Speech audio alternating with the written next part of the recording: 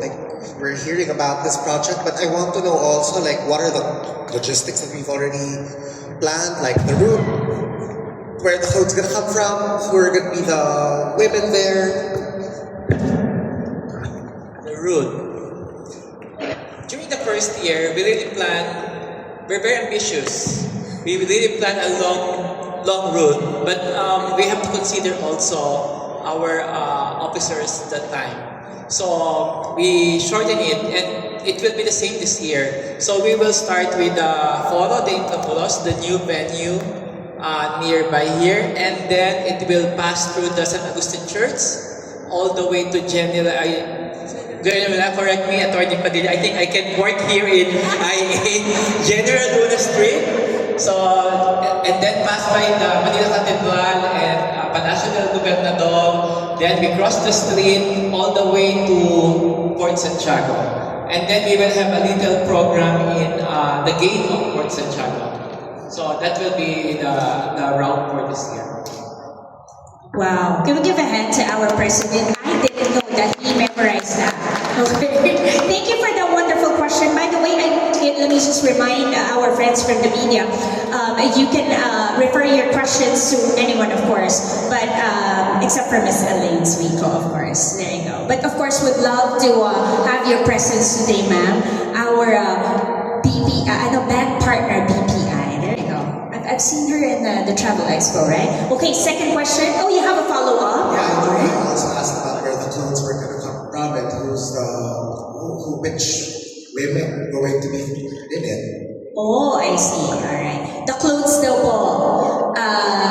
Okay. I think it'll be a surprise. We invited some designers, so I don't want to preempt that. But definitely, we will comply with the traditional Santa Cruzan because Intramuros administration is watching us. So we cannot just. I'm sure they have guidelines. So we have to follow that. There you go. Okay. All right. Thank you so much. So most of it will be a surprise, but of course we revealed the very beautiful Reina Elena that we'll be having. That will be a crowned one, diba? A crowned queen. Yeah. Okay. So any question po? Yeah. Go ahead. I'm Rolhati Fausto of Black Financing, sir. How do you think fiestas and religious events can help boost local travel as well as attraction to the foreign travelers? Okay, that's a very good question. Thank you for that wonderful question. Tama ba, Win-Win? Kaya ko din si Win-Win. Of course, Santa Cruzan is it's our heritage. It's our pride. It's a tradition na if you're in Manila, bihira mo na siyang makita. But if you go outside sa mga Bulacan, you can see Santa Cruzan. But I think this is the chance of PTA and of course Intramuros administration to showcase this kind of tradition. And your question on how to boost tourism, of course, once they know that we have this activity, people will visit Intramuros. It will create, of course, opportunities to all our stakeholders inside the Intramuros. That's why we are working with the Association of Tour Guides inside Intramuros. I think they are here now, yan sila Tessie.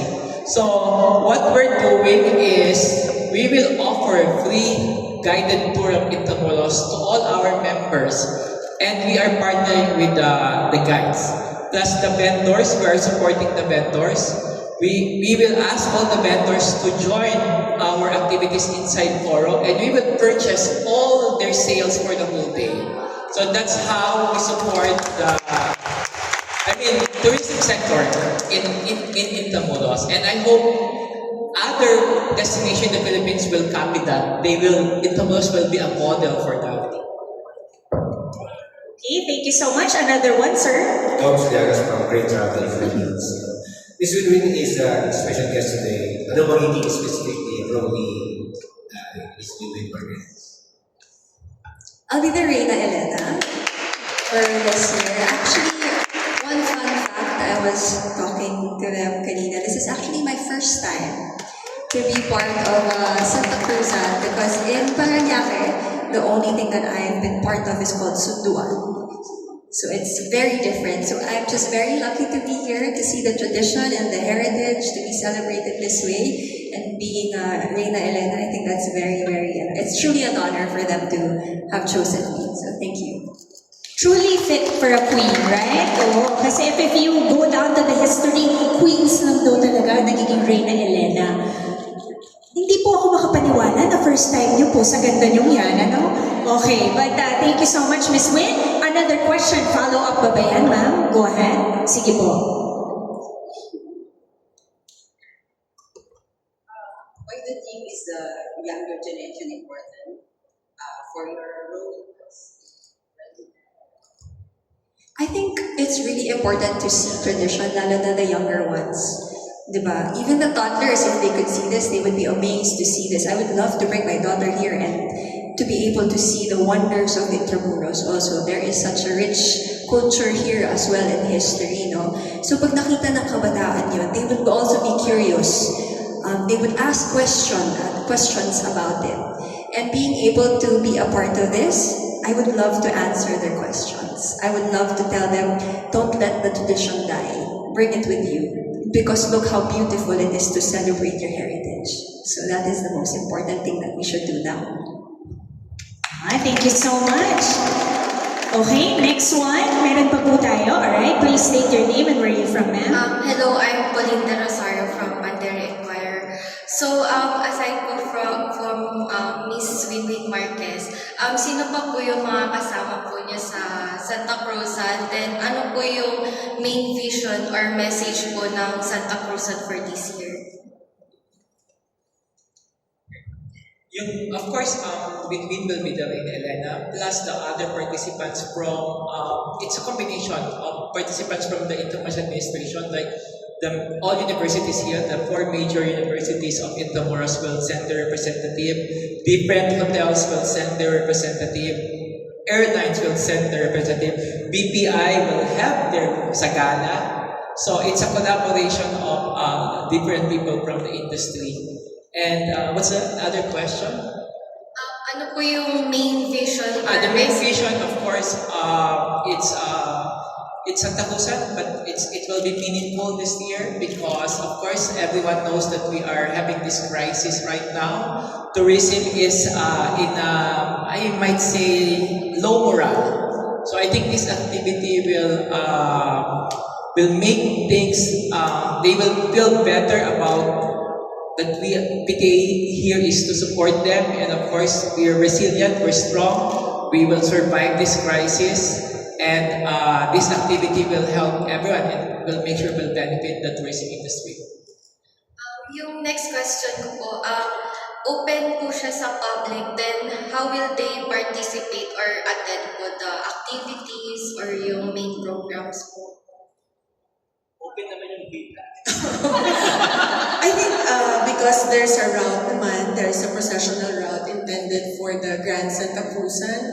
So the public are encouraged to witness the procession. So that would be from Foro de Intramuros to San Agustin Church, along General Luna, Manila Cathedral, Palacio del Gobernador, and they can also go to Fort Santiago to witness the Intramuros Grand Santa Cruzan 2026 para makita nila ang ating napakagandang Reina Elena at ang iba pang mga reinas na sasama sa ating parada.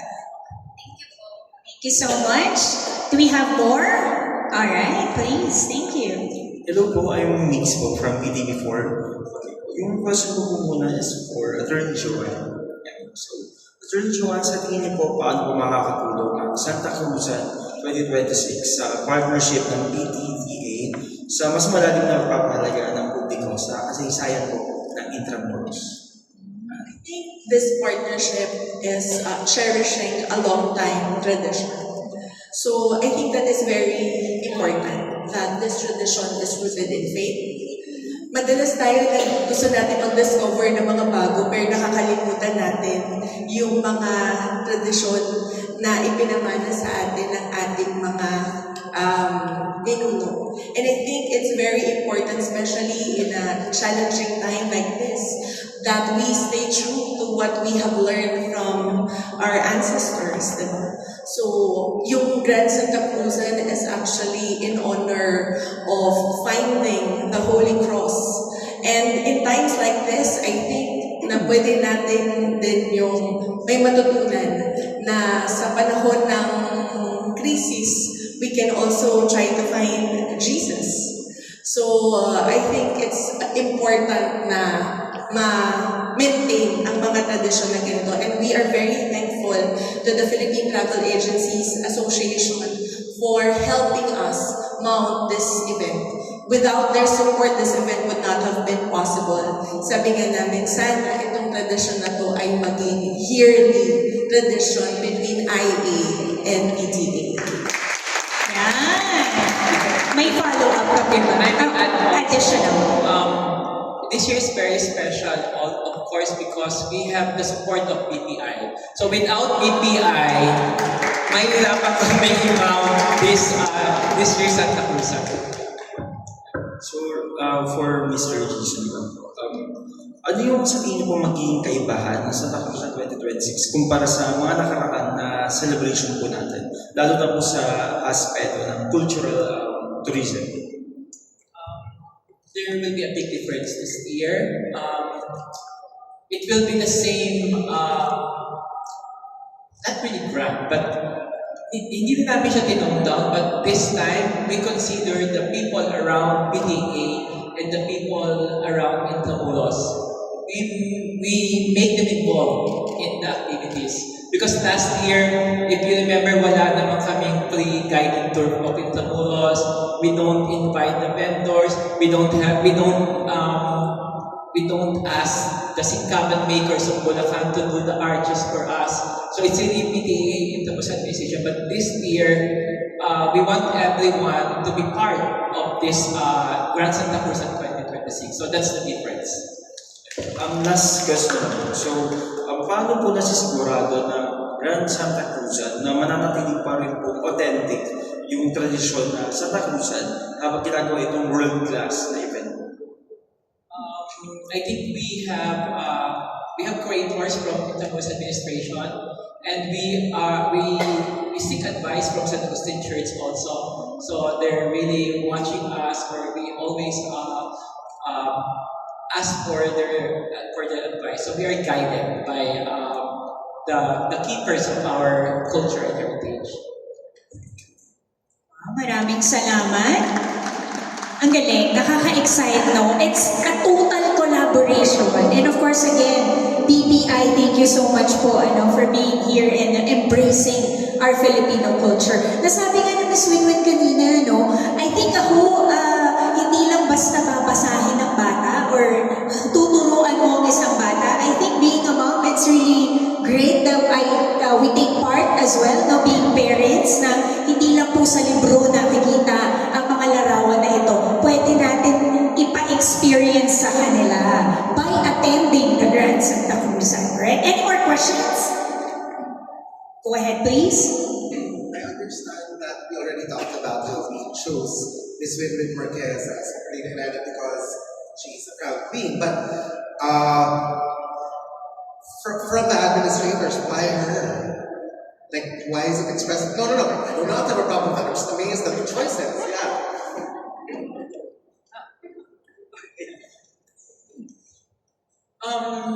Why? I mean, why not? True. So, I mean, PTA will always choose a role model that will represent not just Philippines, but our culture. And I think Winwin represented that many times already. She won Reina Hispanica America, so that's a good representation of what Philippines can offer to the world. And this time, there's no doubt, Winwin Marquez will be one of our best Reina Elenas in Intramuros.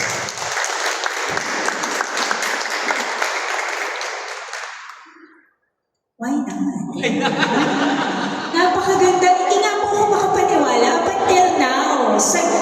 Ang kulay ni Miss Winwin napakaganda. And bihira mo makikita yan sa mga queens. Am I right? So, yeah, I think. Okay, one more.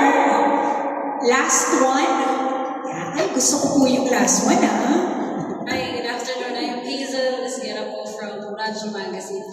kay Attorney Joanne. Ma'am, I know how important it is for us, kasi po government media din kami, to collaborate with private sectors like PTAA. Gaano po ito nakakatulong para matiyak na tayo sa gobyerno ay nagagawa natin yung ating mandato, especially to promote the local and cultural tourism of the Philippines? Gaano kahalaga po na nakikipag-collaborate tayo sa private sector? Alam naman po natin sa gobyerno, hindi po unlimited ang ating mga resources. Laging ang may limitation kasi marami po tayong mga serbisyo na dapat ibigay sa ating publiko. At syempre, sa panahon ngayon, very challenging, no? Maraming mas importanteng bagay ang dapat pagtuunan ng pansin ng iba-ibang mga departamento ng ating government. But for the Intramuros administration, we also want to highlight that, maintaining this cherished tradition is also important. Giving, highlighting heritage, and, staying true to our Filipino identity is also important. And we are very happy that we are supported by the private sector, such as the BPI and of course the Philippine Travel Agencies Association. Siguro sa panahon po ngayon, ang importante, hindi lang gobyerno, hindi lang private sector, it should be a whole nation approach. No? Kung yung iba, ito yung kanilang focus, siguro yung mga katulad namin na gusto namang i-highlight ang turismo, ang kultura, ang heritage, kami naman ang magtulungan para sa ganoon, maisapagtuparan pa rin ang event at activity katulad ng Intramuros Grand Santa Cruz. Thank you, ma'am. For Ms. Winwin Marquez, Ms. Winwin, do you feel any pressure right now? Bilang first time niyo po, as you said, and also dahil sabi po ni Mr. Jason earlier, you will be one of the best queens that we're gonna have. Tingnan na ba? Wish you kami. Thank you for being able to say that sa akin. I don't think I'm the best. I don't think I'm the only queen that can be Reyna Elena, but I'm very honored to be here. Siguro, there is a pressure because I want to showcase everybody since they've talked about being a role model.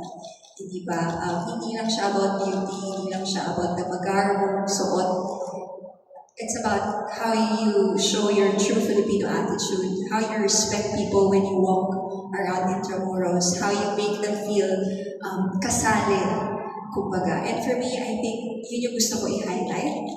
I just don't want them to see how beautiful we are or if yun lang yung makikita nila. I want them to see the real tradition. Kung ano talaga yung totoong pagka-Pinoy at ano yung sineselebrate natin. So, thank you. A true Filipino spoken. O diba? Yun ang ating Reyna Elena and of course, Crown Queen, diba? Okay, so I think that wraps up our question and answer. Can I give a